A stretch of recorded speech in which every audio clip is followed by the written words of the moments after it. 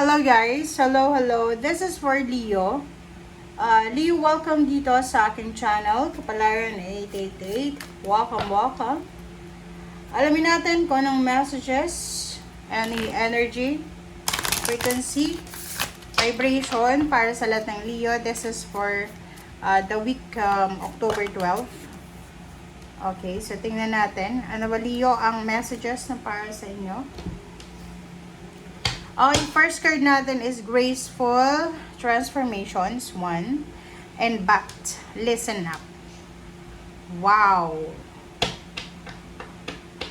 Okay, unahin natin dito, Leo, etong Swan.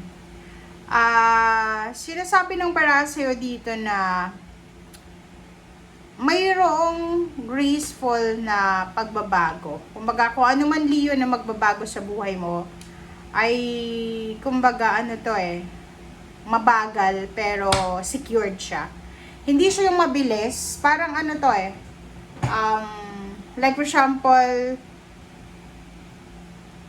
trabaho to. Pwedeng ikaw ay naghahanap ng long-term na job, long-term na business, or long-term na relationship. And sinasabi ng barahan na kailangan nating magdahan-dahan. Huwag tayong magmamadali, Leo.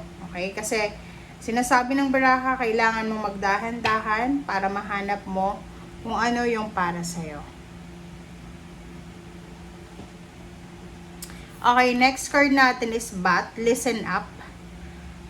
Dito sinasabi ng baraha sa atin na kung ano man ito, Leo, na gagawin mo, kung ano man itong pinaplano mo sa buhay, kinakailangan mong i-release, alisin mo ang sarili mo sa kung ano man na outdated na belief, limiting belief, old belief, na pwedeng makahadlang or maging hadlang sa kung ano man na pinaplano mo. Okay. Okay, so this is for Leo.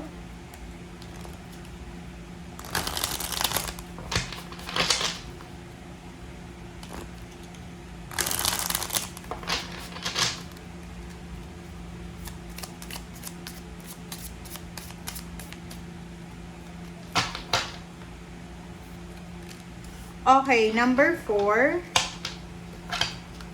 This is the key. Okay, number 4 for Clover. This is stability, guys. Okay? And the second card natin is number 43. 7. So, parang, ayun na nga, sinasabi ng barahan na to, Leo, na huwag tayong magmamadali. Okay? We need to be patient. Huwag kang magmamadali. Kasi eto sinasabi na pwede kang hindi maging masaya sa resulta kung magmamadali ka.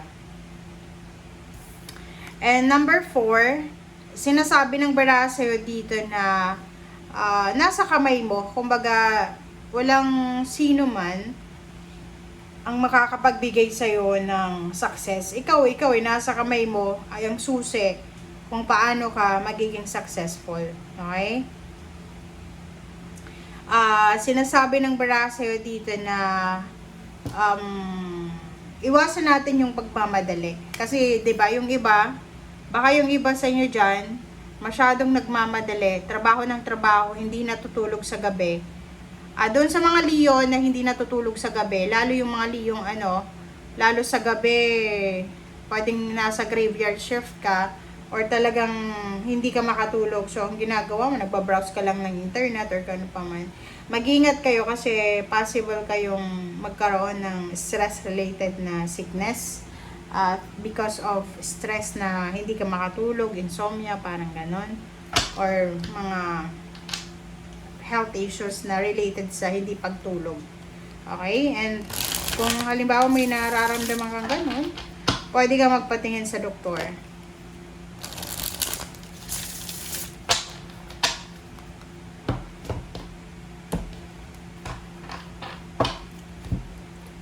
Okay. First card mo dito is 5 of Wands, conflict. Second is 8 of Cups. Wow.